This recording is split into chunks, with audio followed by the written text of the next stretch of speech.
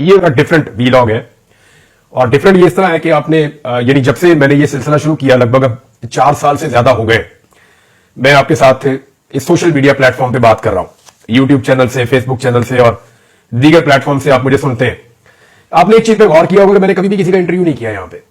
Even मैंने बहुत सारे ऐसे लीडर्स हैं जिन्होंने मुझे कहा भी कि वो चाहते हैं कि वो इस चैनल पे इंटरव्यू दें, लेकिन मैंने किसी का इंटरव्यू किया ही नहीं। मुझे ऐसा लगा, हमेशा से ये आपकी अमानत है और मैं आखिर में हमेशा कहता भी हूं कि अपना ख्याल रखिएगा और अपने चैनल का भी। तो मुझे लगता है कि ये चैनल एक मुश्तरका हमारी एक फैमिली है, एक बहुत बड़ी टीम है, तो हम मिलकर एक दूसरे के साथ शेयरिंग करते हैं और मैं चीजें उस तरफ लेकर जाता हूं जिस तरह मुझे लगता है कि मेरे लोग जो चाहते हैं, जो उनकी ओपिनियन है।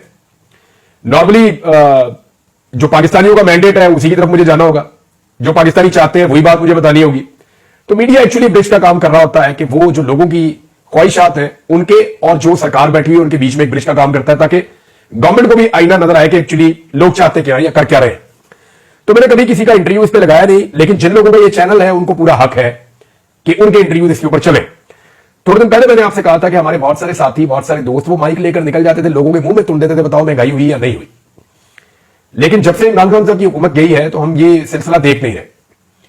हालांकि महंगाई बहुत ज्यादा बढ़ी है, आदादोशुमार में आपके साथ अक्सर शेयर करता रहता हूं, लेकिन हुकूमत की जानिब से गुज़िश्ता कुछ अरसे से लगातार एक प्रोपेगेंडा किया जा रहा है कि पाकिस्तान में जनाब एक तो महंगाई कम हो गई है, हालात बहुत अच्छे हो गए हैं, गरीब आदमी को बहुत रिलीफ मिल गया है, पाकिस्तान की मईशत ठीक हो गई है। ये अब शहबाज शरीफ भी कहते हैं, ख्वाजा आसिफ, मरियम नवाज शरीफ, सारे ये कहते हैं कि महंगाई हमने कंट्रोल कर ली है, पाकिस्तान के हालात बेहतर हो गए, मईशत बहुत अच्छी हो गई है। और मैं आपको आदादोशुमार के साथ बताता हूं, ये मईशत कोई अच्छी नहीं हुई।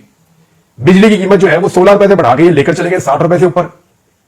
गैस की कीमतें जो है वो लगभग 1000% तक इन्होंने बढ़ा दी है। बाकी जितनी चीजें हैं उनकी कीमतें जैसे बढ़ी है, आप सबको आइडिया है क्या कुछ हुआ पाकिस्तान में और किस तरीके से हुआ।